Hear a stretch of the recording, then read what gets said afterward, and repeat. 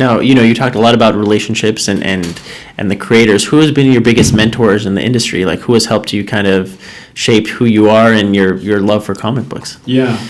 Probably too many to name. The podcast is not long enough for me to go through everybody that's helped. I think that's the thing is like, no matter what your career is, I don't believe there are self-made people. Absolutely. We are all products of people who have helped us.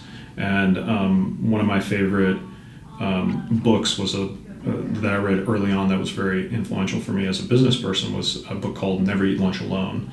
And it was a networking book, but one of the things the author talked about was essentially, and I'm paraphrasing here, be kind to today's intern because they will be tomorrow's vice president.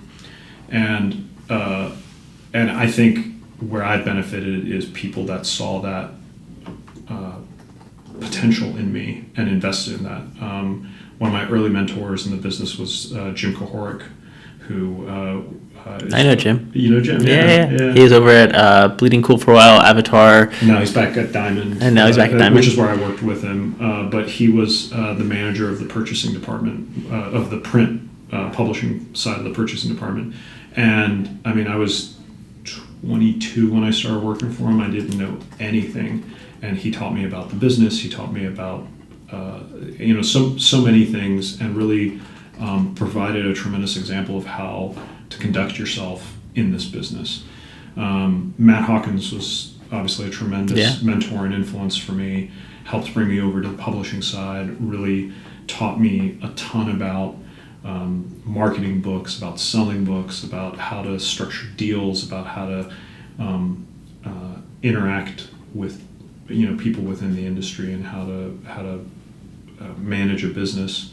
Ross has been a mentor for me as well as a friend, and taught me a lot of things that I've applied going forward. And then there are people that I've never worked for or directly with, but like I mentioned Alan Payne earlier. Alan is, I think, one of the top 3 salespeople in comics, and a lot of people don't know his name because it's kind of a behind-the-scenes role. Mm-hmm. It's not in front of the spotlight. But I still remember when I came over to Top Cow, Alan's specialty is the book market. And when I started at Top Cow, even though technically I was at a competing publisher, he was at Tokyo Pop, so we didn't have competing product, but we were certainly competing for shelf space and dollars. But I remember Alan, in addition to like actually coaching me, said, well, here, why don't you come with me? I'm going to go have dinner with the Barnes & Noble buyer. Let me introduce you and just like hang out and get to That's know huge. Him. It's massive. It's massive. And I was able to develop my own relationship with Barnes & Noble from that, but that door was open to me because Alan was willing to open it and didn't feel threatened by it. Yeah. So there's 2 types of peoples in the world. There's people that think there's a pie, and everyone gets a slice of that pie, and there's no more pie. Yeah. And there's people in the world who think that I have a pie, and then there's a pie over there, and there's a pie over there, and I can share my pie with you, and I can go get more pie later. It won't be an issue. And so it's interesting how to see how there's different types of people, and the people that are really successful know there's more pie and know that there's not just this one thing, and I have to hold on to it with everything I got. And people who think all this stuff is transactional typically don't last very long. Absolutely. And that's the important thing about the industry is it's a small industry. There's like I was just reading a post that Paul Levitz put up on his Facebook page. Paul is another hugely influential mentor for me. Since he's joined the board of directors, I think I've had a very rare privilege, which is basically once a week I get on the phone with Paul Levitz for 30 to 60 minutes, and I can ask him whatever I want. That's awesome. And here's a guy who I would argue is, akin to a Bill Gates or Steve Jobs in our industry. Yeah. And, as much credit as he gets, I don't think he gets enough credit for the improvements and the kind of the shepherding he's done of the industry over the course of his career. But anyway, Paul posted this post about Murray Severin, who just passed away, and was saying that people forget that part of what's difficult now that people of his generation and older are starting to pass away is at the time the comic industry was in New York, and there was maybe 250 people in the entire industry. So everybody knew everybody. It's a very incestuous industry. You're not going to go from one person to another, and Yeah. it's still like that. It's a lot bigger, but there's still that same level of incestuous. You know, if one person's at one company, they're going to hop over here, or they're going to be doing this other comic book associated project within 5 years. You know, it's like just like you were saying, the intern becomes the vice president, and overnight. Yeah, I mean, it's really funny. It's like even at this company the other day, Arun Singh, our VP of marketing, was talking to Eric Harburn, one of our senior editors, and Arun didn't remember this at the time because it was he had a different perspective. But Eric was like, actually, we've met before. I interned at Marvel while you were there. And Arun's first question was like, "Well, was I nice?" but that's the thing is like, this is an industry where literally today's intern is going to be an employee or a leader or a creator. Donny Cates, one of the hottest writers in comics right now, was an intern at Marvel at one point. Sam Humphries was an intern. Stephen Christie, who is our president of development, was an intern at DC Comics. And so like. Or a volunteer, Elena, who's now I think the vice president of publishing over at Top Cow, was hired because she came with a friend and volunteered at New York Comic Con and bagged and boarded comics for me at Top Cow. And I was just so impressed with her personality and her work ethic that when I had an opportunity to hire somebody, and she literally started in the mailroom. And she worked her way up, and she is now the number, she's right behind. But yeah. And so like, I think that's the thing is like, you have to be humble. You have to understand that like any other entertainment field, this is a creative industry. So there will always be more people that want to be in the industry than there are jobs available. Yeah. And so I don't think it's meant to be exploited, but there's just always there's a ton of people who want to break in.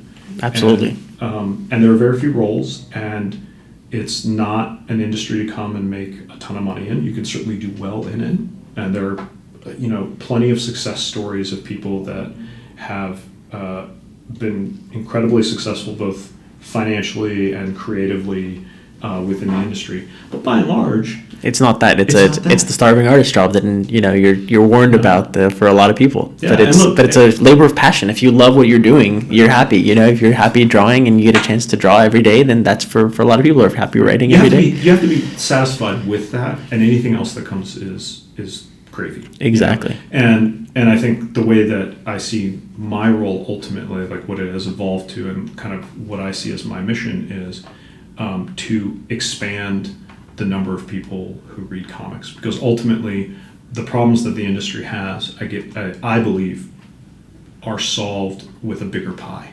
Right? Absolutely, of course. Right, and right now we have a bigger pie than we did a few years ago. But it's still, relatively speaking, a small pie with a lot of people trying to eat out of it, right? And so, get more awareness for the industry, and you want to. Grow it in every possible way. Yeah, because ultimately that allows us to do a wider breadth of content. It allows us to really open up people's eyes to the idea that this is a medium, not a genre.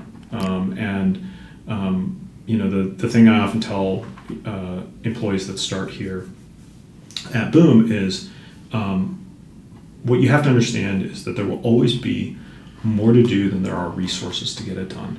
And the reason is because every other business that sells things at $4 a unit, Starbucks, McDonald's, Chipotle, they do it in the hundreds of thousands and into the millions or the tens of millions.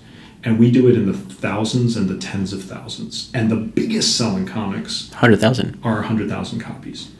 So that's very niche. Now what gives me hope, and I think what has spurred a lot of Boom's growth, is we have, instead of competing for the same piece of pie in the direct market, we are competitive there. We try to go around the competition, right? So rather than taking on other publishers head to head. We try to look for what are the opportunities to publish things that other people aren't publishing, or to execute in a different way. Lumberjanes, I mean, you name it, Giant Days, like those are just some of the titles that, reach out to me and say, this is something that nothing else is, that's been a big reason for their successes. And well, in 2009, nobody was publishing kids comics in the direct market. And Ross showed up with Disney comics and The Incredibles in a way that hadn't been done before.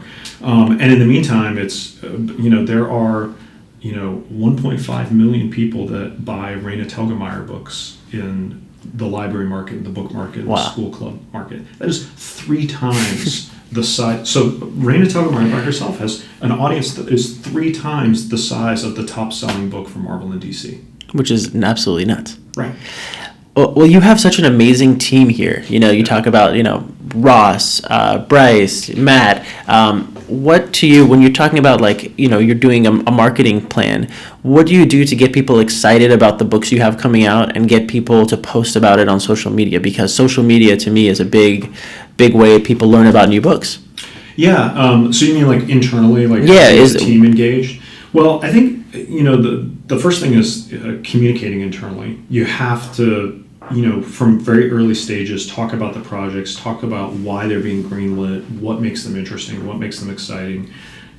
Part of the fun of working at a comic company is you get to be the first people to see stuff, right? Yep. So sharing that art internally, and really, the editors are terrific ambassadors. They're constantly talking to our marketing department, our sales department, getting them excited and pumped up about stuff.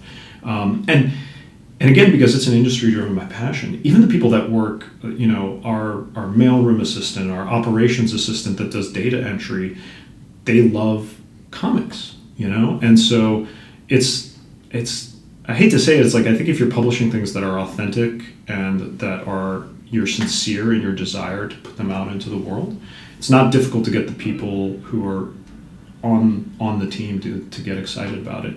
One of the things we do is routinely we have an internal update that just goes out, and it's just almost like a daily newsletter of hey, here's all the press hits and here's the announcements and what's coming up, so that the team has that very. Oh wow! So there's an email that everyone in the whole office kind of gets, and knows where everything stands. But that's huge, because that's kind of is when you talk about communication, everyone's kind of on the same page. That did this get done? Did that happen? Did that thing go out? Or is that announced? Do we know? And now you kind of know. And everybody's on our press release mailing list, so when a new press release goes out, it hits everybody's inbox at the same time, and they know about it.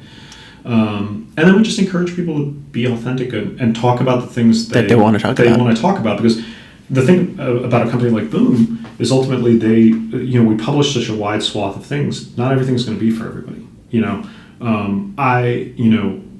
I love the stuff we do with Cartoon Network, but I'm not ultimately the core demographic for it.